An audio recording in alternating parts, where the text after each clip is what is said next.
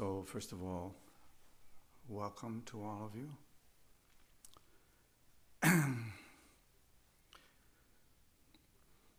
I'm used to saying, can you hear in the back?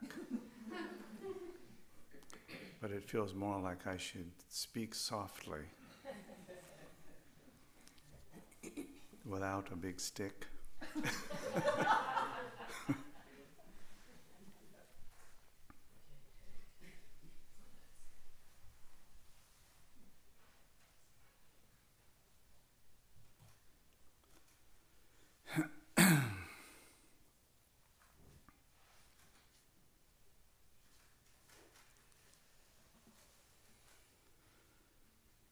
So on this, the last Sunday of the month, we have this morning just our usual meditation with perhaps some brief comments regarding the meditation of calm abiding.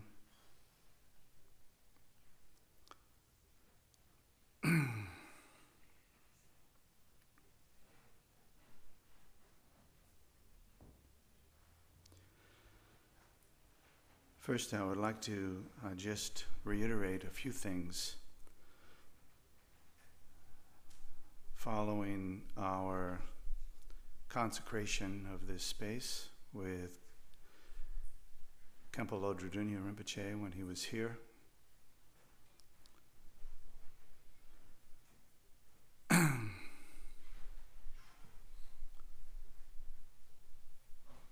I feel, and I think it's appropriate to mention just the sense of gratitude for the support that we have received going all the way back into the 1990s with Bokar Rinpoche and coming forward past Bokar Rinpoche's passing, and then with Khenpo Lodro Dunya Rinpoche coming as the heir of Bokar Rinpoche and providing teachings and consecrating this space.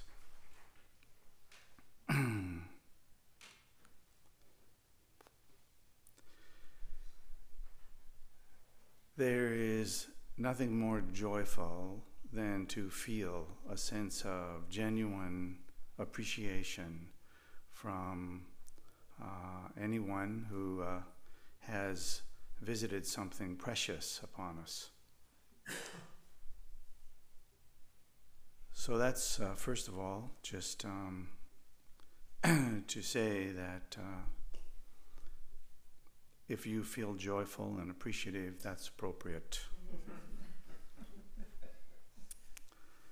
Try to nurture it, because it is the foundation of our path to feel appreciative to the lineage holders, the accomplished beings, those who have traversed the path more than we have, at least, to nurture a sense of appreciation for their gift, which they bestow upon us continuously.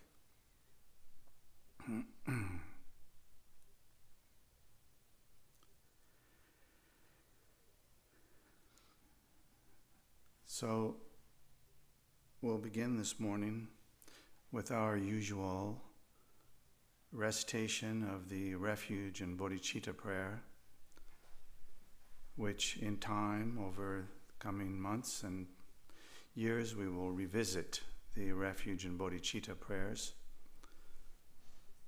so that we can become more deeply acquainted with them for those who are not already acquainted.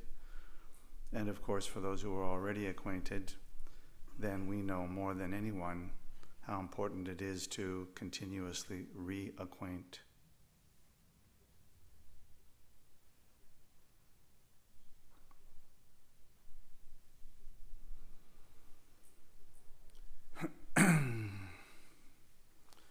So reciting together 3 times the Refuge and Bodhicitta prayer.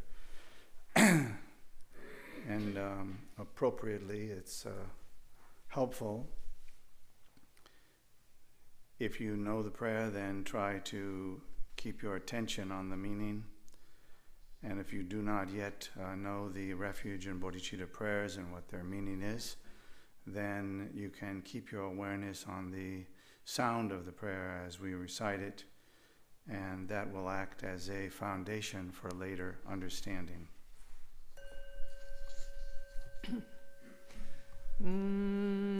Until the summit of enlightenment is reached, I and all beings go for refuge to the sources of true refuge. I will now practice the absorption of calm abiding in order to release all beings from their particular suffering and establish them in lasting peace and happiness. Until the summit of enlightenment is reached, I and all beings go for refuge to the sources of true refuge. I will now practice the absorption of calm abiding in order to release all beings from their particular suffering and establish them in lasting peace and happiness. Until the summit of enlightenment is reached, I and all beings go for refuge to the sources of true refuge. I will now practice the absorption of calm abiding in order to release all beings from their particular suffering and establish them in lasting peace and happiness.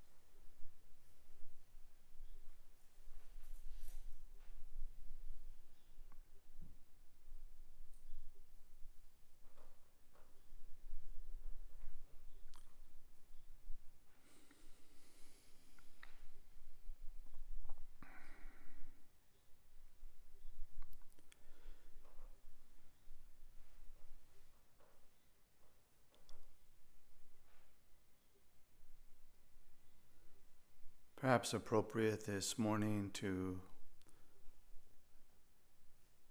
engage in the practice of calm abiding.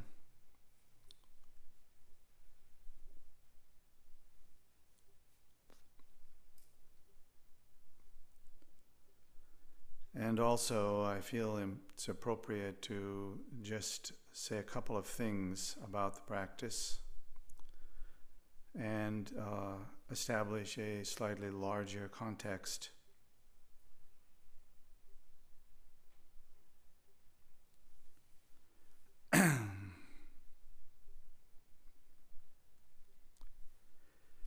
In all of our practices, including the relatively, as understood, simple practice of calm abiding,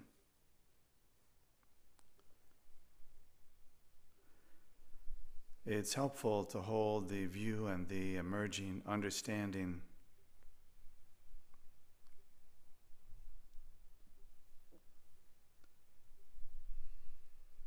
that no matter how small or large the practice is, no matter how complicated or simple, the entire Dharma is contained in every practice.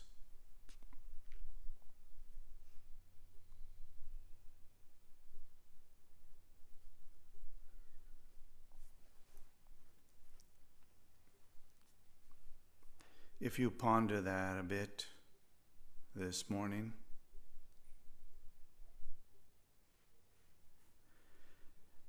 you can begin to lay the foundation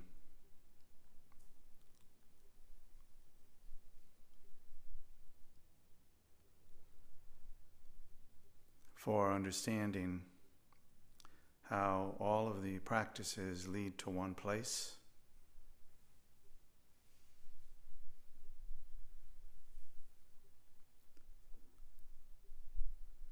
And gradually, as we learn more and more and we see more and more how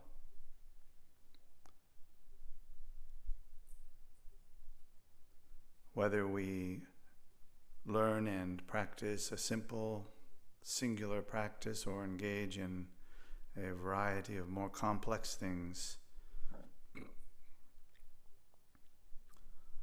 all of what needs to be understood and realized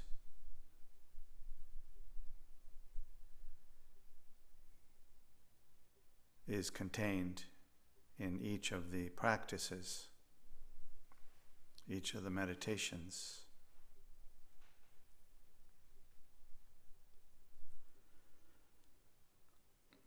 So beginning with the practice of calm abiding, we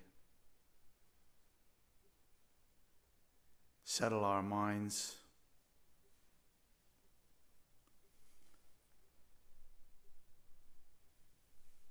through the method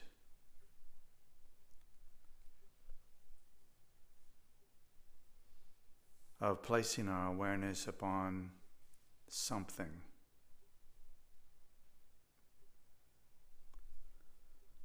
An object in front of you,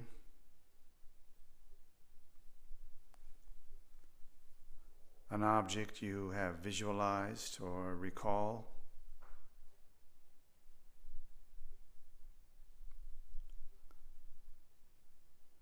a process within your body, such as your breathing,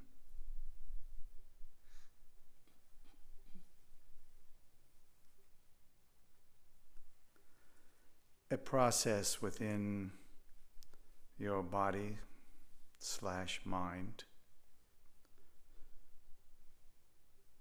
such as some experience of emotion,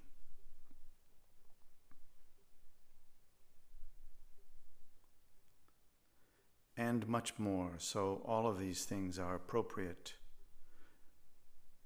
as a landing place for our awareness.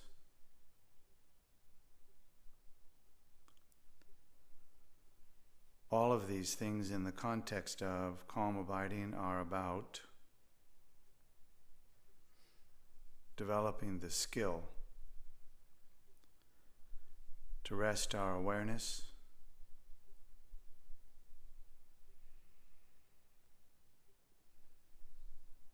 on some object, internal or external.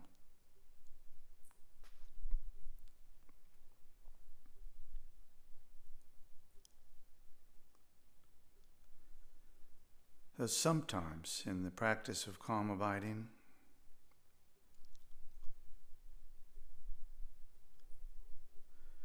we can have a misunderstanding at the level of thinking that even the name of the practice indicates what we should be experiencing: calmness.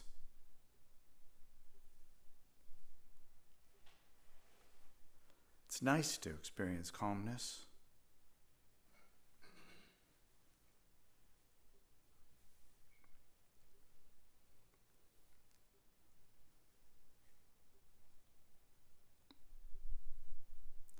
But it's also nice to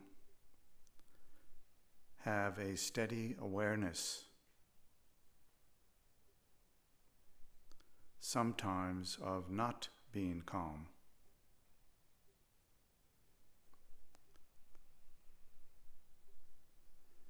If you hold that view, then you have a little larger perspective. We are never without experience. in case you haven't noticed.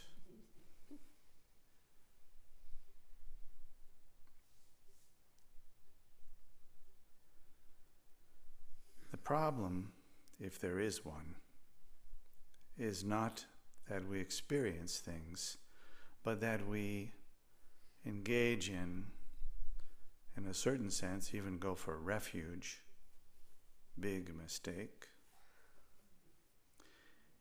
in our experiences. And not only do we become attached to those experiences with the pleasant ones, but with the ones which are unpleasant, then we develop a sense of aversion. So the issue here is not about calmness. The issue here is, can the mind remain still and we remain consistently aware of our experiences as they arise?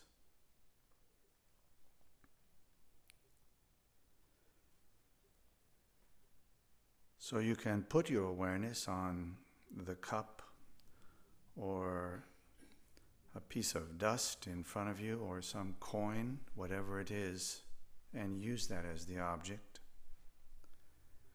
And at the other end of the scale, you can also rest your awareness upon whatever experience arises.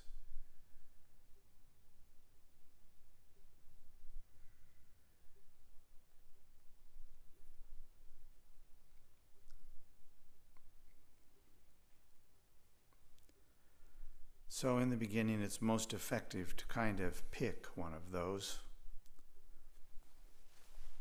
We do want to be in charge,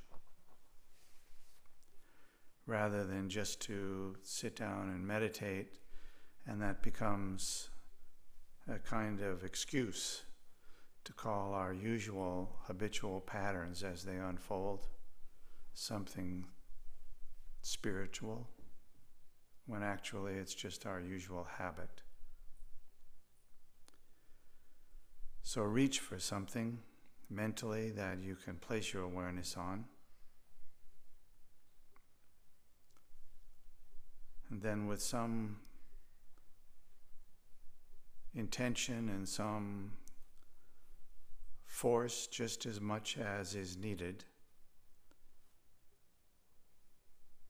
hold your awareness there on that object for a bit, and then relax.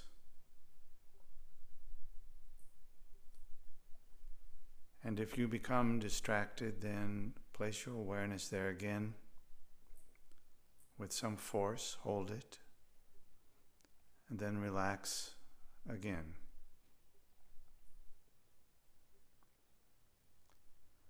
Continue in that way for the duration of the session.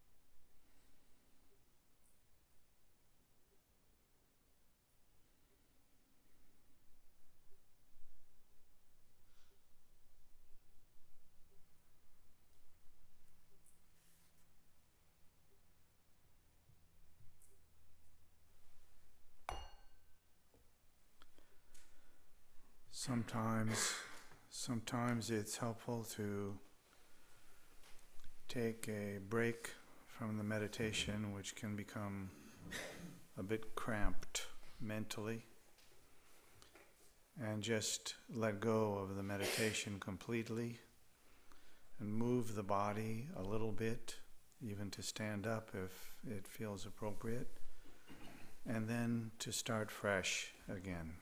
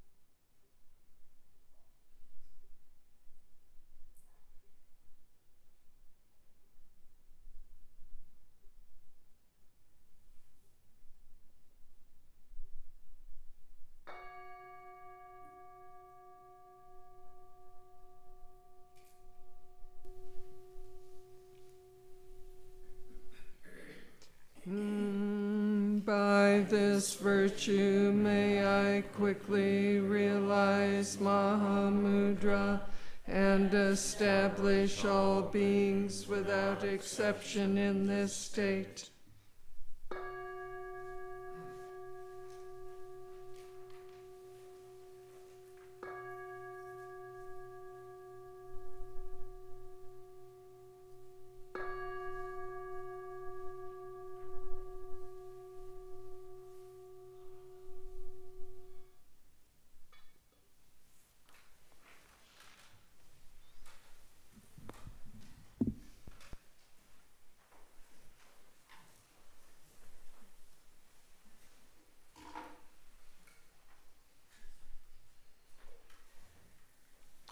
So I think we're taking a break at this point, and we'll come back in how many minutes?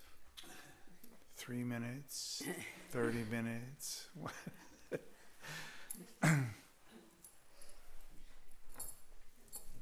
15. 15 minutes. Okay, do your best.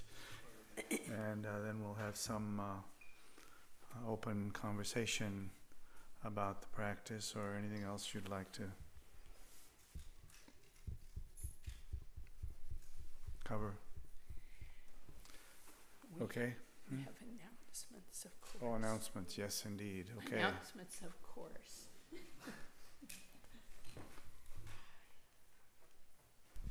Oh. Well, the next 3 Saturdays will be exciting. This very next one is our celebration of the building and celebration of the center. So maybe Linda would like to just fill in just slightly. I think people have heard a lot and it's all on the site, but there may be some new folks here.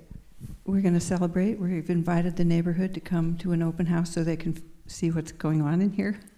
And we've invited people from all the other sanghas in town to come and celebrate our new home. If you have Dharma items, this is your last afternoon to get them here for the Dharma sale. If you have things to bake, you need to make sure Linda Logan knows about them. She's in the back there. And if you've volunteered to help, we really appreciate it. There's been a little attrition in the people who volunteered, so 3 more people would be helpful. If any of you can help at any time during the afternoon, that would be fabulous. Don't forget that we will have beautiful jewelry for sale here in the interview room by our dear Tara Sullivan, and also Mary Wood has donated malas and jewelry, so that'll be fabulous. Please talk to me if you are able to help. And also, it sounds like it's going to be like record-breaking hot this week. And the people who are who have volunteered to help clean up the yard and set up the tent and so on, you know who you are, and you know that that's scheduled for evening time, which might not be the best idea.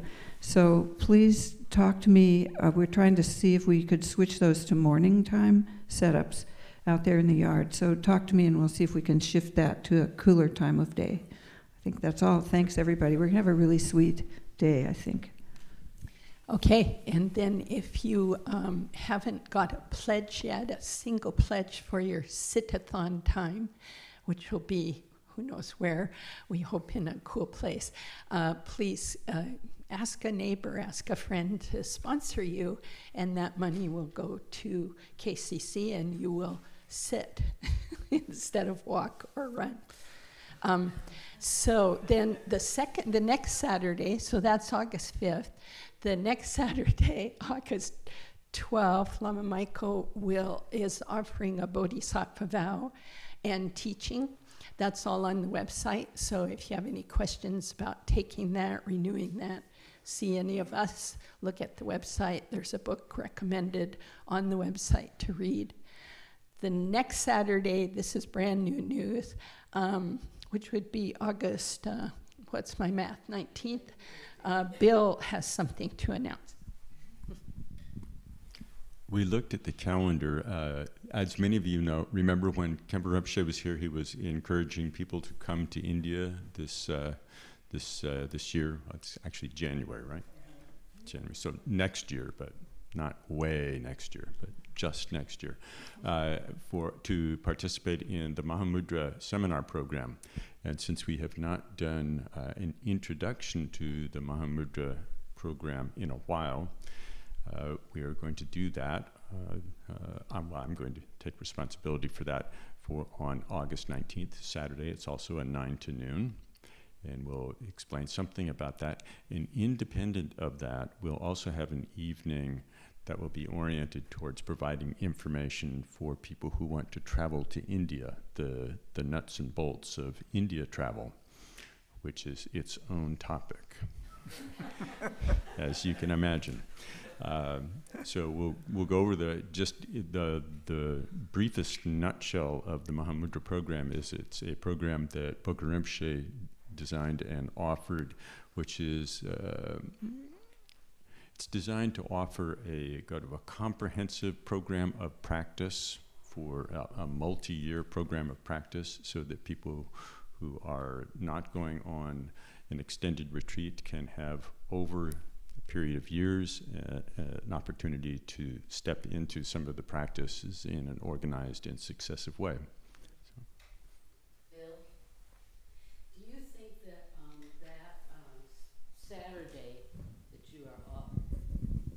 Do you think that Saturday that you are offering would be just limited to people that are going to India, or do you think it would be a little bit something that other people might enjoy?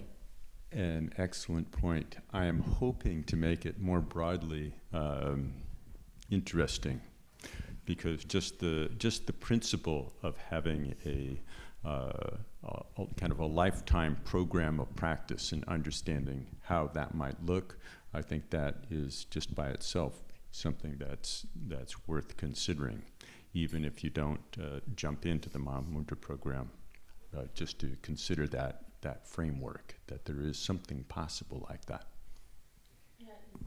And in the past, and I think in the future, it's possible to participate in the Mahamudra program without going to India at all. So that's an important point. So it's not like, oh, if I can't go to India, I'm not going to do that program. That's not the way it is. So do come learn about it if you're even slightly interested. It's one of the core programs here. There's one other announcement that I know of. Is Linda Grove here? Oh, yeah. Today, cleaning day. Do you want to say something? Because it's our first time here. Right. But first I want to announce that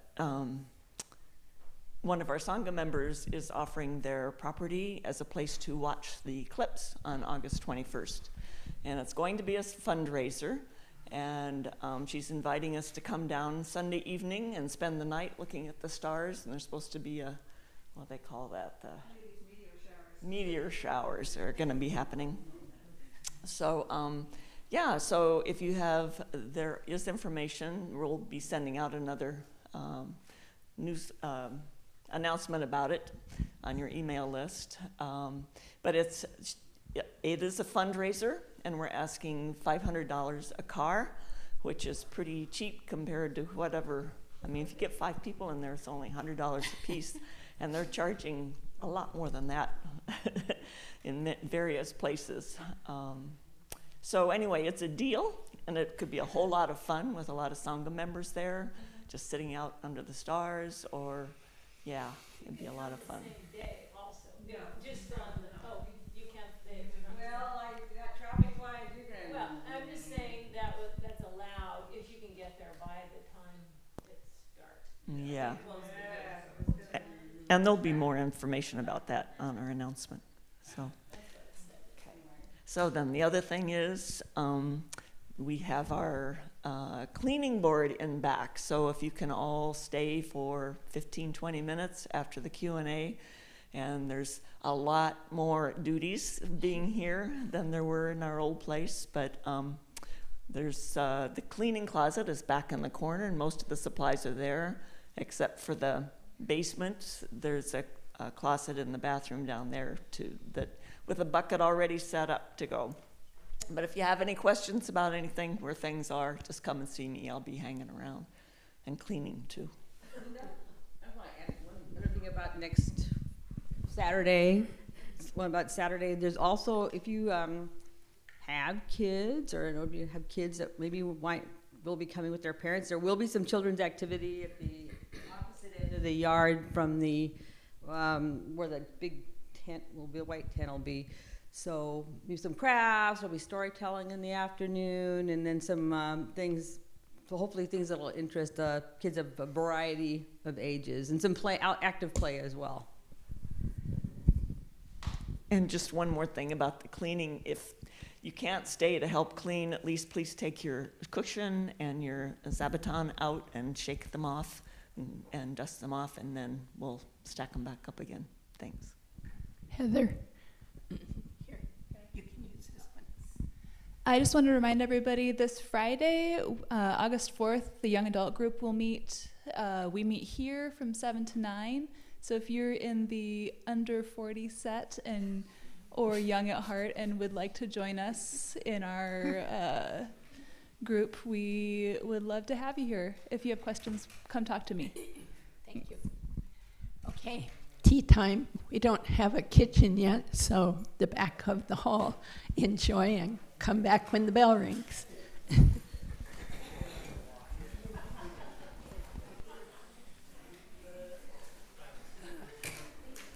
New digs. What? New digs. New digs. Yeah.